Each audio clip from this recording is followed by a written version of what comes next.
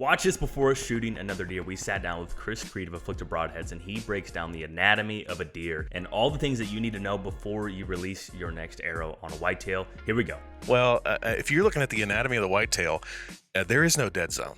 I mean, the lungs absolutely come up to an inch above the body of the vertebrae, which is there all the time, and it's pressurized chamber. So it's always there until you unpressurize it with a broadhead. It's always going to be there. So there's no dead zone. However, there's bad shots that would make you say that there's a dead zone. I mean, if you just clip the top of a lung on an angled shot and don't hit anything else vital, it is possible for that deer to survive. It's possible. It's not likely, but we've all seen the videos, right? You got this deer walking around with this giant hole up high, and it's fine. Yeah. So it just recovered. As far as anatomy goes, it makes all the difference, because we have to go from being a hunter to being a crime scene investigator after we've released the arrow. Yep.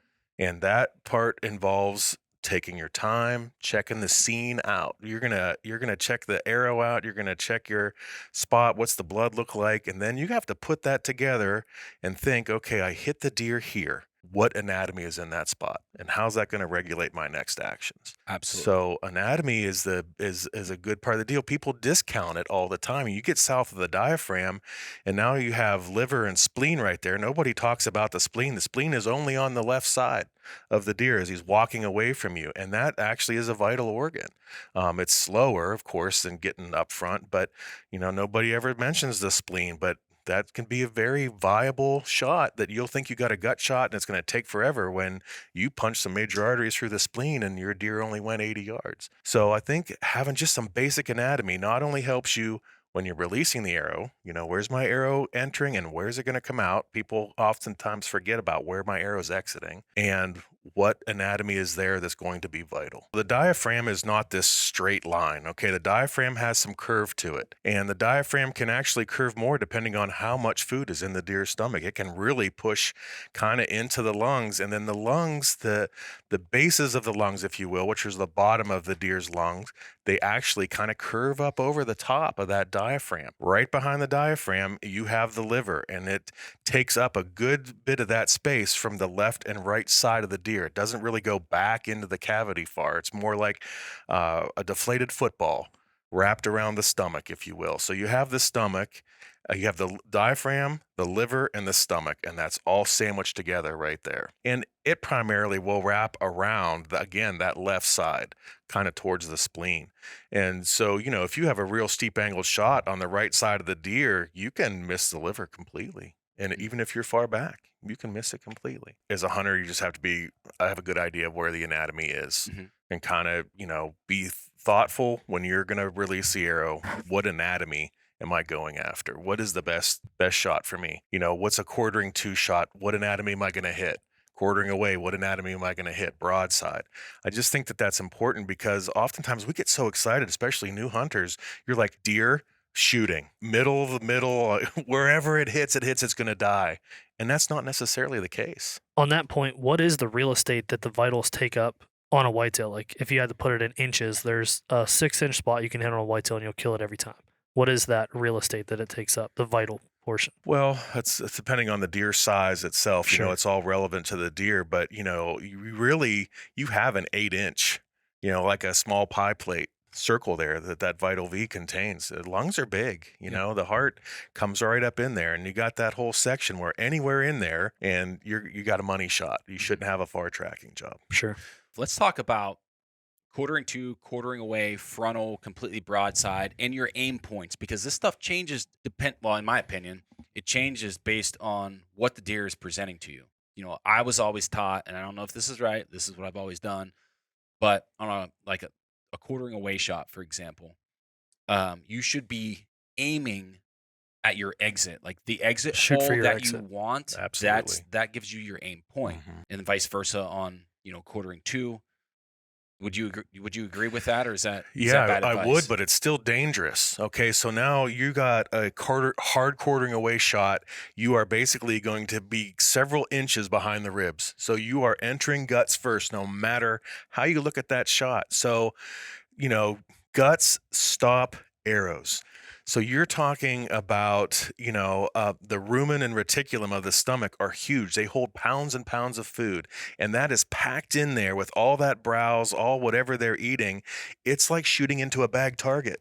So if you're trying a hard quartering away shot, now all of a sudden you better have the right setup to get through that and even get into the vitals. Because what do you see happen on most people? They'll post a picture on Facebook and they shot a deer way back, it killed it, but the fletching is still sticking out back towards the hindquarters, Right. and they didn't really get all the way up where they needed to get. So I think that's a dangerous shot all the time. I really do. But if you're going to take it, you have, the right momentum on your arrow build, whatever you've done, your setup's good.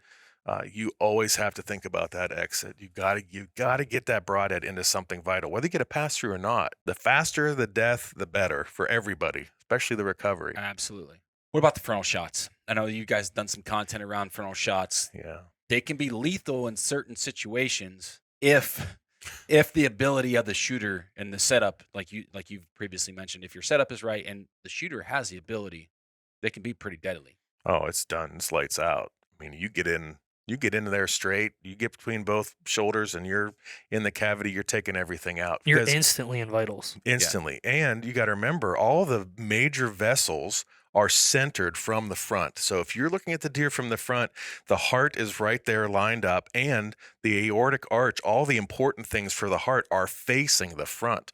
The apex bottom of the heart, it's facing towards the bottom of the belly of the deer.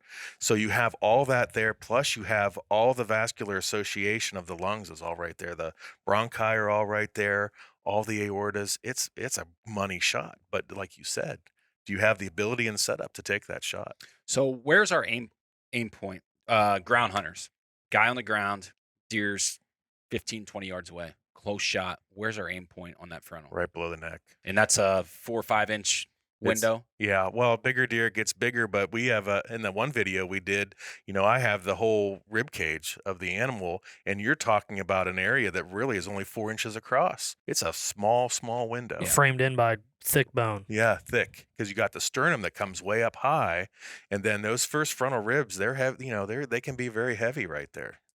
Low margin of error. Yes, you got to be good, and people love that shot. Yeah. What about frontal shots out of a stand? I think that's dangerous. I really do. The steeper you are, the higher you are, the steeper that angle. It gets more and more dangerous. Yep. I mean, you'd have to aim way up high in the neck, and you'd be more likely to spine the deer than to get into good vitals. Yeah. I think. Well, before we jump into the post shot stuff, just a couple other things on the setup side. Understanding how much momentum you have in your setup when that arrow is impacting a deer is vitally important. Also, understanding your broadhead setup. If you are shooting mechanicals or a hybrid, understanding Kinetic energy requirements, big one. Especially, Chris, you just talked about in some other content, you talked about low pounded shooters and guys who are low pounded shooters that want to use some type of expandable. Understanding what they're losing there is pretty big, pretty important. The goal is 2 holes. I mean, that's the goal when we're shooting at these animals. Talk a little bit about broadheads and what you can expect, because a lot of guys, bigger, better.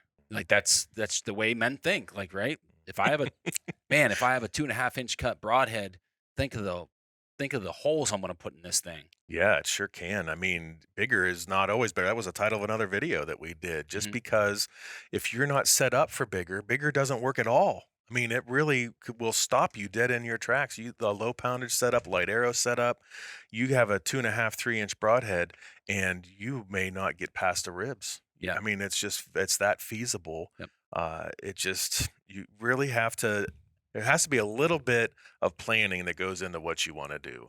And light guys, you need cut on contact, fixed heads are really good. Our hybrids that, they're rear deploying. So a hybrid that doesn't require a lot of energy to open is always a really good choice. But that 1.5, 1.75 inch cut and under seem to be a lot better for those setups, because you're asking for trouble, especially if you're taking a marginal shot. You know, if you're not patient, if you're super excited, and the problem is you see so many new hunters, they buy into the hype, they don't have a lot of education, they have just enough to get in the woods, and then they're drastically disappointed. And some of them learn to hate archery because they weren't properly set up. Yep. And so it's really important to, what is your KE? What is your momentum? Do I have enough for what I want to use? Right. To me, the common sense approach there is the more cutting surface you have, the more work it takes to push that projectile through whatever you're shooting at.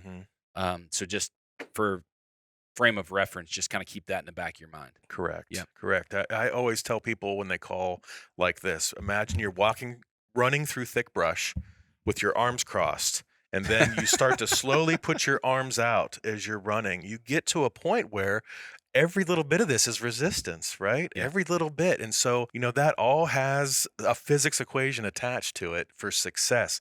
And yeah, big cuts, you do have a better opportunity of hitting something vital. Well, of course you do. It's just math, right? Right. I've got bigger hole, bigger chance, more blood. But again, shot placement, arrow build, poundage on your bow, everything has a factor. And it's not rocket science. Right. It's just common sense, like you said. Yep.